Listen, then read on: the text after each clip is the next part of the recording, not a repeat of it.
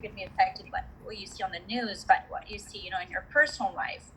So I think even before we do our yoga and mindfulness and exercise, I think the most important thing to remember is that to give ourselves some kindness and compassion, right? And to kind of have realistic expectations that yes, we're going to have, ups and downs through this, and to be gentle with ourselves. So I have a few ideas that I want to discuss in this talk or in this Zoom meeting, and that may answer some of that question as well. But yes, kind of be gentle with yourself and have I always tell my patients, just treat yourself the way you would treat a good friend. Okay, that means that you may not have everything figured out, right? And that's okay. Take it one day at a time. And one thing to realize is that, I've never gone through a pandemic.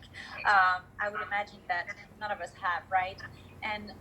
But the other thing is that we're going through a pandemic while also dealing with other stressors, right? Because life did not stop. Our medical condition did not stop, and we may have chronic pain or other things going on. Some people may have been, going through treatment, and then the treatments were put on hold or canceled. So there's a lot of stress that comes from that. Or, if you are waiting for test results, or if your medical follow-ups were canceled or postponed, that also creates a lot of stress. So realizing that it is normal to have some level of stress, and then again focusing on what you can control and what you cannot. Okay, so I do that myself sometimes when things get a little overwhelming, to write those things down. Okay, write a column of things that you can control and things that you cannot. I always tell my patient, in Miami, the weather, traffic is terrible in Miami, right? Not right now, but all those things that you can control, just kind of put them to the side and then focus on one or two things that is under your control.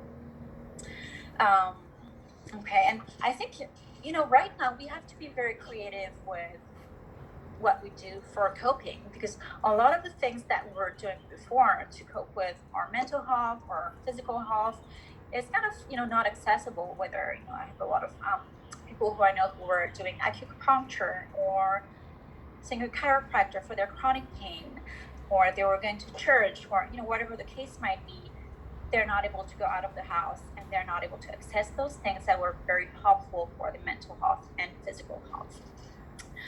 So again, having to rethink the way we relate to one another by doing the Zoom meetings, or a lot of people are doing happy hour or coffee dates or lunch dates over Zoom or some other video chats. Rethinking the way we work. With a lot of us have to work from home.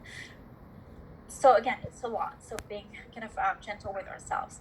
And my first thing, given that it's a lot and it can be very overwhelming, is to stick with the basics. So right now is not a time to be a superhero or to want to start a new hobby. Although, if it's helpful to you and it takes your mind off of things, that's fine. But right now, and I'm also kind of applying this to myself, it's okay to be average. It's okay to not give your 100% to everything you do. I think you just need to focus on your immediate needs. So that means really kind of focusing on keeping on top of your medications, or that means also the sleep. So sleep is the first thing that goes out the window when we're under stress. I know that I've noted that myself, that I was not sleeping as well. I've heard that also in a lot of people. I don't know if that's been your experience, any of you as well. But sleep is greatly disrupted when we're stressed. So one of the first kind of actionable step that would give you is to have a relaxing bedtime routine. And so I encourage you to kind of take notes and then just kind of think about that. But and I was guilty of that myself. I'll tell you, I'm the one in bed with my phone for 2 hours watching the news. This is not what we want to be doing right now. Okay, I had to force myself to put my phone across the room and not touch it. And so again, with the relaxing bedtime routine, I'm not talking about doing a 45-minute yoga routine, although if you want and have the time, that's amazing. But I'm just talking about something simple, such as, kind of, taking a shower, brushing your teeth, washing your face, reading a book, something that's not, or nothing too stimulating for your brain. And then doing a 5-minute relaxation, or, reading like your favorite poem, something that helps you unwind from the day. Okay. And it could be, if you want to look at pictures of the day, or like pictures of your grandchildren or family, like just something that makes you feel good, and really stick with that routine day in, day out. Okay. You know how for kids, we just need, they say they need to have a routine that kind of cues their brain to sleep. Well, it's the same for us adults. And by keeping that same routine, that also will signal our brain that, okay, it's time to sleep. So, okay, every day, weekend, weekday, you do that same routine.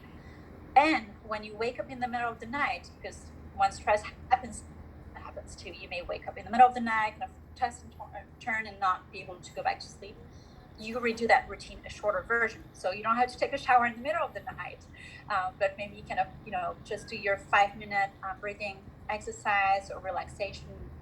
It could be like a white noise or some relaxing music, and then go back to sleep. Okay. On that note, I'll kind of plug that in here now to limit your media coverage, exposure to like the media and the news. I've been telling people to kind of to stick with maybe twice a day. So, you pick 2 times a day when you want to check the news, maybe in the morning and in the afternoon. You can even have like a reminder on your phone, if you want to, and then stick with trusted media outlets. So that can be even, hospitals now they just kind of, share things that you need to be doing, the CDC, or just kind of a media outlet that is trusted, because if you kind of scroll Reddit or Instagram, that can create more stress. So definitely don't do that at bedtime, and even during the day, kind of limit your exposure to that. So that's, again, sticking with the basics. I think sleep is the most important, and then kind of, just, I don't think right now is the best time to change your diet or start a new exercise routine, because you have all that time on your hands. I think it's great if you're able to, but if it's creating more stress than before, maybe it's time to take a step back and give yourself some slack, and like, okay, right now is a time to just do the best I can, and that's okay. So again, kind of make sure that you drink enough water and that you eat. But it's okay if your meals are not perfect. Just be flexible with that. Let me go back to my notes, because I know that I had a few more things that I wanted to do. And as for, sorry, Tracy, go ahead. I do have a question. Like, what do you suggest, like, healthy eating? Obviously, like, a lot of people binge eat right now or don't make healthy choices. Like, do you have any recommendations? Like, I know, I'm sure I can relate, like, our healthier choices aren't the same. Food costs have gone up, or there's no food availability on healthy stuff. Like, do you have any suggestions, or? Well, I'll put a disclaimer that I'm not a nutritionist or dietitian, so I don't think this is my expertise. From a psychological standpoint, I will say, again, I will emphasize, do your best, right? Kind of don't be too harsh on yourself when it comes to making food choices that maybe you would not do in other circumstances. That being said, I think some people have had some good results with prepping their meal ahead of time, and then